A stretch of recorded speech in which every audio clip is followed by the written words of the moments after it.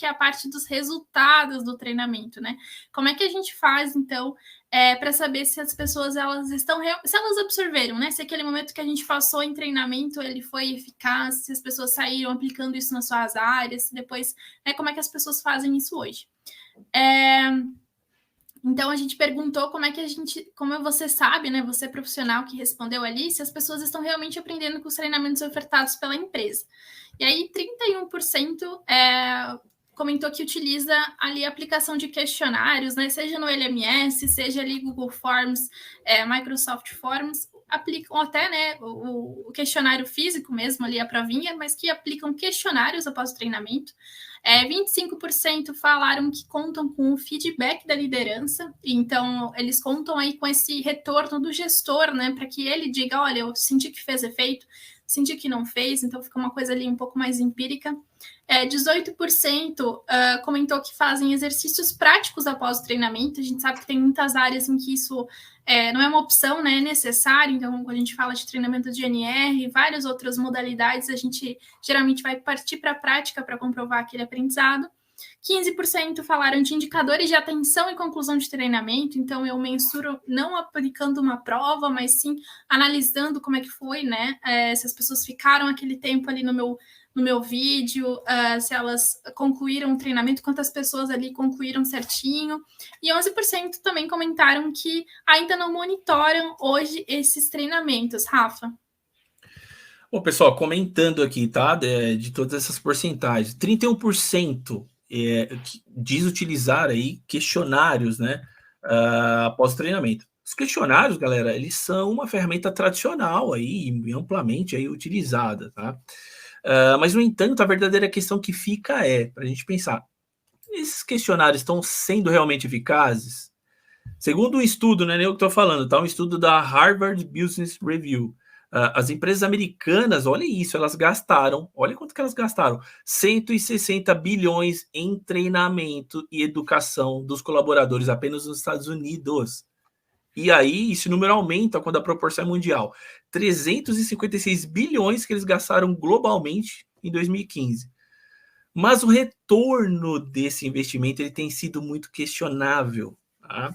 Muitas vezes o aprendizado, pessoal, ele não leva a um melhor desempenho organizacional, porque as pessoas rapidamente voltam aos seus antigos hábitos.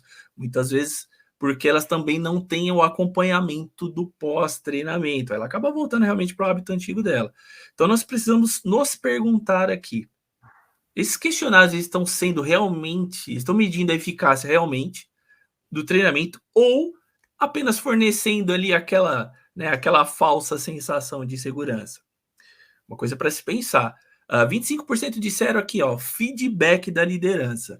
Eu acredito, pessoal, como até o pessoal colocou no chat aqui, que o feedback da liderança ele é crucial, mas aí nós temos que colocar aqui, né, um ponto de atenção.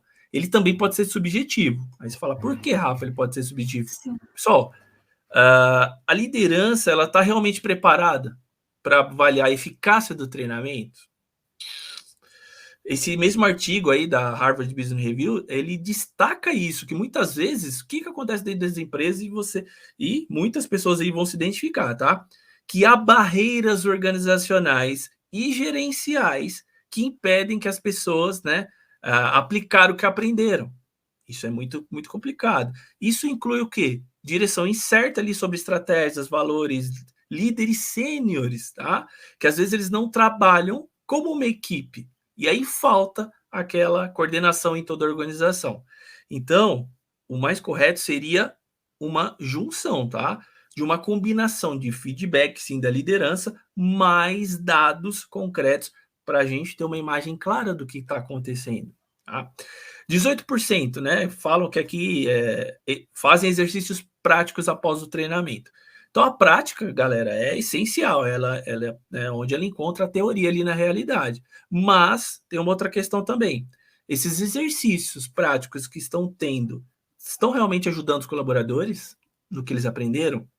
Ou eles estão apenas ali, ó, passando pelo movimento? Eu já trabalhei em muitos locais que só passavam pelo movimento, tá? Só fazia para cumprir tabela. Os últimos dois dados aqui, né? 15% de indicadores de atenção e conclusão de treinamento. Pessoal, Concluir treinamento é um indicador, sim, mas isso não significa necessariamente que o material foi assimilado. Tem gente aí que conclui o treinamento sem ter absorvido nada, nem o básico. E Pelo atenção, certificado, né? com Exato. certeza, às vezes, com certeza, Gabi, só pelo certificado, tá? E atenção, né? No mundo que a gente está aqui repleto de distrações, né? Então, garantir que essa galera, que os colaboradores estejam realmente prestando atenção, é muito desafiador. E finalizando aqui, né? Não é 11 colocaram que não é algo que monitoramos hoje. Aí é perigoso, muito, tá, pessoal? E uma era que nós somos bombardeados por dados, análises. Não monitorar a eficácia do teu treinamento é um baita de um erro, tá? Como o artigo também falou, muitas empresas estão sendo vítimas do quê? Do grande rombo de treinamento, porque eles estão gastando muita grana e o retorno sobre esse investimento não está sendo questionável, não está tendo. Então, no mundo de hoje que é muito competitivo, nós não podemos nos dar ao luxo aí de investir em treinamento sem medir o impacto. Então, cada real investido em desenvolvimento, ele deve ser realmente um valor aí mensurável para a organização. E aí, em resumo, galera, só para fazer um resumo dessa parte, enquanto, tá? Vamos lá. Muitas empresas que nós vemos aqui, vimos pelos dados, elas investem pesadamente em treinamento e desenvolvimento. A eficácia desses programas, mas às vezes o retorno é questionável. Tá? Não adianta você investir pesado e não investir certo. Então as organizações elas precisam repensar todas as suas abordagens, tá? E garantir que o treinamento ele seja relevante, aplicável e o mais importante, galera, criar um ambiente que apoie e reforce o aprendizado contínuo. Contigo, Gabi. Isso aí, Rafa. E até a Alicia comentou aqui com a gente no chat quanto ela acha desafiador, né, essa parte de monitorar resultado. Você não está sozinha, Alicia, também é uma dor de mercado. E acho interessante até um movimento que a gente tem falado cada vez mais também de monitorar os dados da operação, né? Que é um pouco aí que você falou da gente mesclar um pouco os indicadores.